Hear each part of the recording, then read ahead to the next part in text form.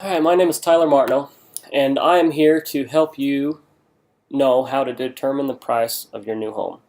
So I've been doing new construction my entire real estate career, and 99% of the time, the question that people ask when they first walk through the door is what prices are in the subdivision, and then the other one is what's your cost per square footage. So this information is to give you give you the knowledge of what it takes to build up a price of a home. So there's four things that need to be determined to work up a price of a home. And I put it in a little analogy here as a home to hopefully help it resonate a little bit better, or you can relate to it a little bit better. But there's four things. It's the location, the floor plan, the features, and then a thing called the allowances that I'll explain each one here in this short little clip. So the location is the biggest factor when it comes to working a price of a home. Because here in Utah County, where I do my business, is very different in location. I can build the exact same home in Eagle Mountain as I can out in Alpine, and there's a $400,000 or more difference just in location. The two things that kind of factor into the location pricing, really the biggest one is the lot cost, because the lots in Alpine cost a lot more than lots out in Eagle Mountain, and then permit fees. So with location, once you establish a location of kind of where you want to be, you can kind of get a general idea of what homes are going for in the area, or lots, and where lot valuations come in line. The second thing is going to be floor plan. Now, floor plans, you can be the exact same square footage on a round home as you can on a square home, but because of the dynamics of round homes would probably cost more to try and engineer and design, the round home is going to cost more, even though it's exact same square footage. So let me show you kind of what I mean in comparison between a Rambler and a two-story floor plan. So they're the exact same square footage, but if you were to build a 2,000 square foot Rambler, would feel nice, big, and open on the main floor. 2,000 square foot finished Rambler. As compared to 2,000 square foot finished two-story, you got 1,000 and 1,000. Now, even though they're exact same square footage, the two-story is going to feel like a box. And even though it is cheaper, it's not going to feel the same as the 2,000 square foot Rambler. So what you'll end up having to do is you'll end up having to make it maybe 1,500 square foot and 1,500 square foot, make it about 3,000 square foot finished to make it feel like the Rambler. So to make it feel like the Rambler, you're going to have to add square footage, but that in overall makes the two-story now more expensive overall, even though it's cheaper per square foot, but you got a lot more square footage, so it will be more cost than what the 2,000 square foot Rambler will be. That's why most builders, they try to do the Ramblers, because the Ramblers are most economical when it comes to doing spec homes, unless they can do very large two-stories. Then there's a tipping factor where the two-stories are now more economical because they're just big boxes. They're big and open. So let me show you kind of another square footage situation when it comes to doing a bonus room on a Rambler. A lot of the times, people will want to do a Rambler and put a bonus room instead of doing the full-out two-story.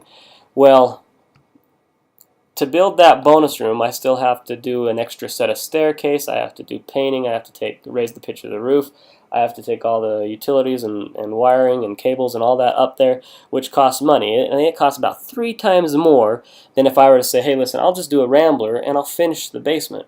Because everything's there. The roof's there, the floor's there, the walls are there. All I have to do is a little bit of sheetrock and flooring and paint, and we're almost there. So about 3 times more per square foot cost to do a bonus room as it does to just finish the basement. So if your kids are okay going downstairs, that would be the most economical way to do more bedrooms in a home, as opposed to doing a two-story or a bonus room. Okay, so the third thing that comes into play when working up a price of a home is something called features. Now, features is what builders like to play with, because they call it standard features, and every builder's standard is different. Some builders have a standard starter home price. Some builders have a standard mid-grade price, and some builders are custom or completely custom builders that they don't even have a standard. It's just, hey, tell me what you want, and they won't give standard features. So be careful on standard features when you're talking to builders. Make sure you get everything you want in writing before you go under contract. One thing that happens is people will go under contract not knowing what they contracted into, thinking they got the model home or thinking they got a comparison to the model home because of the standard features sounded the same, but really they got a box of sheetrock and they're going to be upgraded in a design center, and that's just not a great way to do business. And so be careful where you're looking when it comes to standard features. Make sure everything's written down, and that way it kind of gives you a little bit of ammunition when you're talking and making sure, hey, this is exactly what I want, and you'll know exactly what you want before you go under contract. And the last thing is allowances. Once you've got the location down, you got the floor plan down, you've got a wish list or a line item thing of features, you want to make sure you're allotting for allowances. Now allowances, they are things that aren't necessarily structural, but they're more upgrades and their closing costs. If you want to add in closing costs, if there's financing involved, well, you got a lot for that. That doesn't add any more square footage to the home. Neither does upgrades or fences or landscaping. It doesn't add any more square footage, but it does add cost. And so there is a point where adding so many allowances, you may not get appraisal value for it. And so you just need to make sure that, hey, if the appraisal value doesn't come in for all the allowances and upgrades and fences and landscaping that you want, what's going to happen? Well, you're going to either have to come out of pocket and pay for it, which is typically what happens because it's your home and your upgrades and your fencing or landscaping, or the builder will have to do some sort of a discount, which doesn't happen very often because of it's a business. So just make sure that you allot for all the allowances that you need in your home. So those are the 4 things that work up the price of a home. You're looking at the location, the floor plan, features, and the allowances. So if you have any other questions, feel free to email me. My email should be somewhere on this website. Or if you're looking for a home in Utah County, whether it's new construction or existing, I'm more than happy to help.